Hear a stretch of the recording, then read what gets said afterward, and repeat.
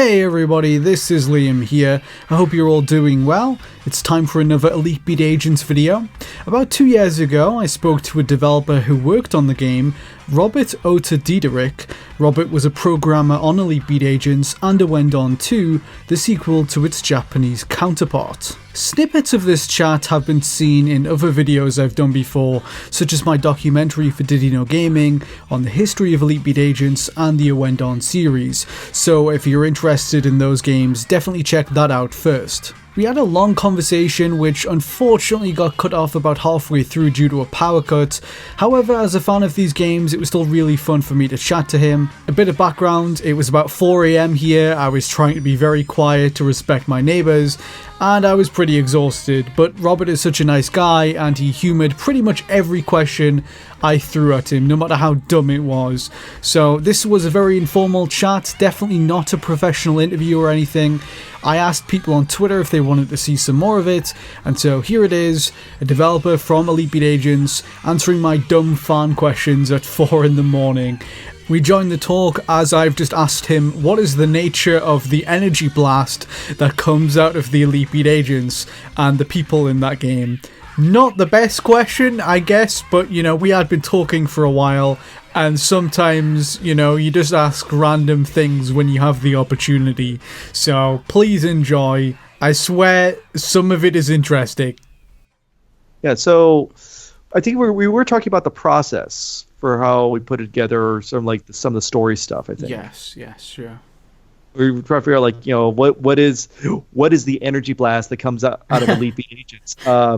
But you know, my summation is that it's still Ki, because we don't have a literal word for it in English. We just kind of like dodged around that. Yeah.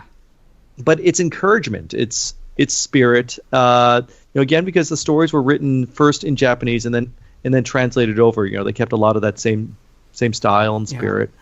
Yeah. In case you're wondering, in Japanese, yeah, the text is still too fast for anyone to read. No one reads that fast in Japanese either. They're just like, I can't tell what's going on. I can't read that fast. Like, don't worry, that's the same for everyone. Yeah, I've always just kind of liked that because it sort of encourages repeated plays. You know, even in Elite Beat Agents. That's one way to encourage replay. Oh, we have a visitor. We do. Kitty Cat wanted to say hi. Say hi, Misha. Oh, now you're silent. Okay. Hi, Misha. Speaking of cats, there are a lot of cats in these games, in Ouendan and Elite Beat Agents, yep. And I've always been curious about that because it seems like the same cat recurs throughout all the games, or just about. Oh, yep, it is. It is pretty much the same cat. There might be some like back of the envelope lore connect them together. I think at some point, like Umeji-san might have said that like the cat that's in the movie, like it really is supposed to be like that cat, and he might have something like the cat is it was actually the director's cat or something. But I don't know. Okay, sure. Yeah. But I think there was something in Umeji-san's heart regarding the nature of the cat and everything else. Right. Okay. Before it got cut off, we were talking about songs that didn't make it in the game, and you mentioned "Journey" was one that was discussed. Yeah, that was one. But basically, like when one of the planners said, like, "Hey, you know, who'd be great artists to have in this song?" I said, like, Journey would be. I think it was specific. Like, what should we have for like our last song? Like, who'd be good artists for the last one? I'm like, Journey. He's like, Journey. So that's the one that I most distinctly remember. Yeah, I always thought Jumpin' Jack Flash is a pretty interesting choice because that's not like a very fast song. Right. It was totally reimagined for Elite Beat Agents. Yeah, I always thought that was an inspired choice. I wonder how you guys made that leap in logic to go with that song in particular, not something like, I don't know, Dragon Force or whatever fast song you could think of. Well, Dragon Force, they were really big at that point. I don't. Yeah, I had just a random example. I know what you mean. Yeah, I'm not sure what the process that led to that. Yeah. How exactly that decision stream came about. In terms of songs that maybe were discussed, one that I had heard a rumor about from a Nintendo source was that a Guns N' Roses song might have been in the talks at some point or another. Do you remember anything about that? I didn't hear anything about that. It would have been really cool. Okay, yeah. I think it was, if I remember correctly, the rumor was that Welcome to the Jungle was one that was talked about, maybe, and I have no idea how far along this got. Right. But it maybe it got, I don't know, onto a potential list if it reached NOA. Yeah, I think we had actually a pretty big list that we sent them, because I kind of remember there being a little bit of, a sort of like rending of the cloth, sort of a little bit of like, oh man, kind of agony over a lot of songs that we weren't able to get. Okay. So I kind of vaguely remember that being around there. It's maybe like, it was like Yano-san and the producer I was talking about, Haraguchi-san, maybe talking to each other, just be like, oh, we couldn't get that. Like, oh, really wanted to have that, Yeah. So we talked about songs that were cut, quote unquote. right. "Living La Vida Loca," you said, was intended to be match up with one of the scenarios from the first levels in the game. Possibly the movie director guy. Yeah, I'm pretty sure it's the movie director one. Okay. Yeah. I do remember having like some long markers that would just like da da da da da. You can imagine it's like ba ba ba da da da da da right there in times with like the Right. da da da of Living La Vida Loca, and it felt really good. So that was really built into the game, was it? I don't know how many sort of quality passes we'd done on it at that time. Like, we tended to rework charts a lot. Okay. We'd rework charts, rework story art a lot. I remember, like, for Ouendan 2, like, I remember like seeing some of the art had changed completely from like previous versions. There's a lot of times where we did like retakes and redraw in order to make things just look that much better. Remember, like, some of the bits with like if you play the game with the cheerleaders in like the one scene where there's like the hot bath, I think that got redrawn several times in general to make it a little bit sexier. Oh, really? Somehow we figured out we could get away with it. That's interesting. I was playing that the other day and I thought, wow, that is particularly risque for a Nintendo game. Because you straight up, I think the girl is topless, and yes, she's got the nice sexy back thing and everything going on there. Like, I'm amazed what they let us do. If I remember correctly, you covered the breasts with the gap in the screens. DS. Yeah. But yeah, we've talked about songs that were cut, but were there any, say, scenarios, stories that didn't make the cut? Because when I heard that Living La Vida Loca was cut, I always imagined, for whatever reason, there might have been a separate scenario for it or something like that. Or was it just, you shuffled the songs around? Occasionally we'd like shuffle the order of songs to kind of, in terms of dramatic tension. Right.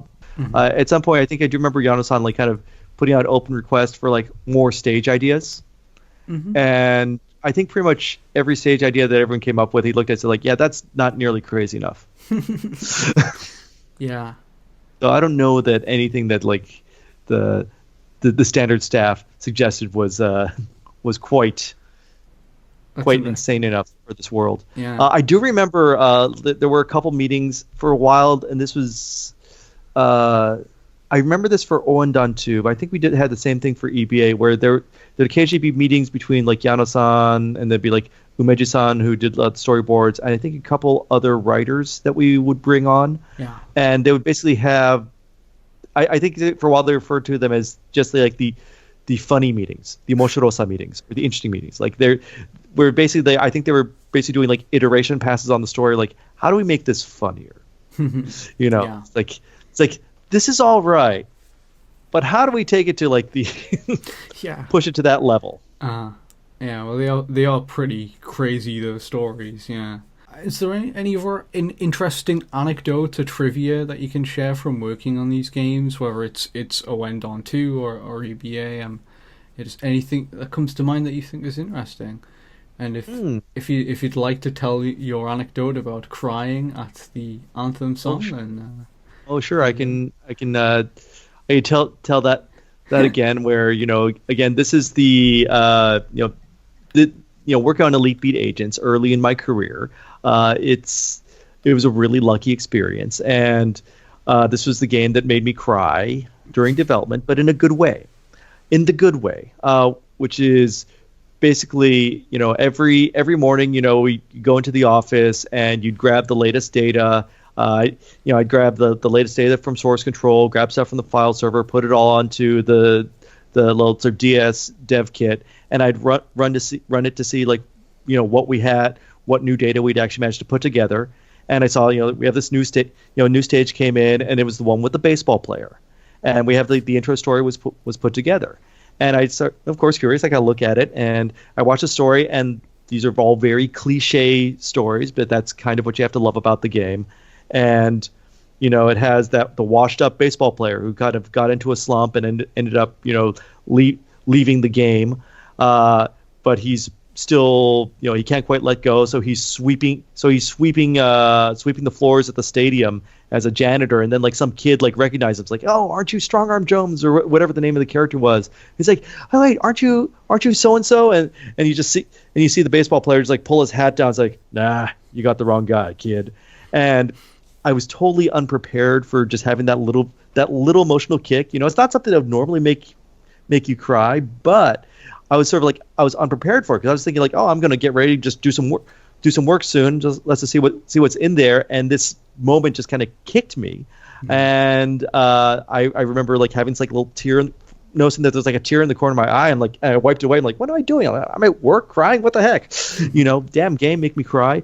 But that sort of experience, if anything, all the game dev that I've done since then, that's one of the things I've tried to figure out how I can have again. I want to have that moment again where I am so into what I'm making that it literally brought tears to my eyes, which is really great. And this was the sort of the experience for the whole game, where everyone really, really cared about it. That's why Nintendo of America made shirts for us. There's that one particular NOA team. They made these kind of these one-off shirts. Which, as far as I know, only the Innis dev members and certain people at NOA have those particular shirts, which is why I never wear that T-shirt except for super special occasions, because I want it to last forever. Because this game, really, really love it. Yeah. I really love the game. Really loved working on the game.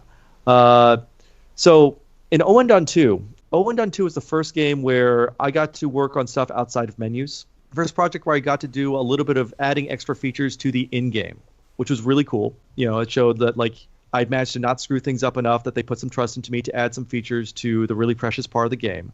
But the funny thing, when I thought about the features that I added, were basically made for either the most extreme players or the worst players in the game. Because the features that I ended up adding were the bit where if you lose in easy mode, you basically have an extra life, where Domeki Kai, the boss of your Ouendan, or the boss of your Ouendan will suddenly show up out of the bottom of the screen and tell you to basically throw in some more ki, and it'll fill up your energy bar so you can so you can continue the stage from where you were. And then the other settings I ended up adding were the bits where you'd make the markers disappear before you're supposed to touch them. You were the fiend that added that to the game, were you? Yeah. I think it was probably the producer. It was probably Fuji-san, who was a producer who came to us from Monolith. He was a former Monolith person, so he was actually literally right across. He came from across the street. There were certain restaurants in the neighborhood, because we were in the same neighborhood as Monolith Softs. So there were actually certain restaurants that he didn't like to go to because he'd run into former coworkers. Not that it was a bad relationship. It was just weird. Mm-hmm. But yeah, so he added the extra features at the end that you could sort of unlock to make the game extra hard. So my first contributions to gameplay were at the far extremes of our difficulty curve. That's so cool. I loved working on that. Yeah. I remember some of the pictures for the galleries for the game. We actually had to do a little bit of trickery in order to get all the colors we needed on there. Okay. Because the DS is weird. because parts of its architecture were basically they're inherited from the GBA, which inherited its structure from the Super Nintendo. So there is still literally a Mode 7 in there, and some of the API you can look at it and say like, yeah, this is probably the same functions, maybe updated a bit, that were called on the GBA on somewhere else. And there are various limitations for how many colors you can have using what systems. So in order to display some of the pictures in the gallery, we would have bits where most of the picture would be done up in one system, might have been done up in the 3D, using the 3D system, just doing like a flat plane. And then to get a few of the extra colors, we'd managed to sort of extract out some of the colors, and we would lay additional basically sprites as patches, so we could have the extra colors showing up for certain bits. Do you know what happens when you close the DS lid while you're in the training mode for the game, when you're in the tutorial? No, I don't. It makes you restart the tutorial. Like if you do that, at least in Ouendan, I think we end up doing the same thing, similar things for Elite Beat Agents and Ouendan 2. We have your leader. The leader shows up and tells you to restart the tutorial from the beginning. Why? In all the other stages of the game, if you close the DS midway and then open it up, it will still play music. Like the music will continue on. Like the game will continue on. It'll come back from suspend, no problem. The tutorial modes, there was actually this MIDI thing they were using for the drum beat, which was different from all the other stages. I think because we needed it to be able to loop endlessly. We weren't just playing one song to the end. It was kind of looping while we're trying to teach you how to do all the basic gameplay stuff. And I think no matter what we did, this was the story I heard, is that no matter what we did, after the suspend, there were cases where that loop would get out of sync. And so that was a problem. Either we didn't have time or it was just kind of too risky to fix. And so we ended up coming up with this other solution, which was basically saying like, okay, well, we'll set it up so if you close the lid and open it up, the leader of your troop will get mad at you. And because of that, he'll make you start the tutorial from the beginning, thus avoiding having stuff get out of sync. But that was only for the tutorial because they had that one special feature on there. Interesting. Do you know there is this bug in the game, which happens pretty rarely, but every once in a while, in the world menu of EBA, the top screen will be black and distorted. I've not come across that myself. Yeah, it's super rare. Okay. But I remember when that one showed up, because it showed up pretty much right before we were kind of doing our final release. We were supposed to do like our final like gold master. And I remember like me and the other programmers really gnashing our teeth trying to figure out what was going on there, because we didn't know what it was. And I think our lead programmer, Okada-san, he did manage to figure it out eventually, but this was maybe weeks later. So we did end up shipping with this bug. We did whatever we could to try to sort of like minimize the chances of it occurring, because we didn't know why it was happening. Okay. But there's a sort of a series of like, if you go back and forward between like the previous menu and the stage menu, there was some condition that you could cause to make the top screen occasionally be distorted when you select certain stages. I think I do remember that actually, like coming across that once. But yeah, that's pretty good considering how much I've played it. Yeah, but that was my we spent we spent a couple days gnashing our teeth over that one. I remember. Ooh, well, yeah. We minimized it. It used to happen more. So for Smash Brothers, we had to make we happily made some like relatively high poly versions of Agent J and the lead characters from Ouendan. Yes. And Ouendan 2. And because for use as trophies. But that meant that we had like these high def models for them. And so we used them for testing lots of stuff. Okay. So there have been sort of prototypes where for like the test model there'd be like Agent J doing all this cool dancey stuff.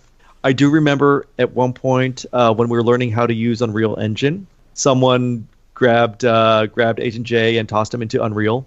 And I think it was like basically tossed him into a Gears of War map. So there was some point where Agent J is like dancing around, and I saw someone like shooting him with Marcus Phoenix. Hey, that's me. Like he wasn't reacting; he was like leaving bullet holes. It was like he was like an invincible statue. Sure. But yay!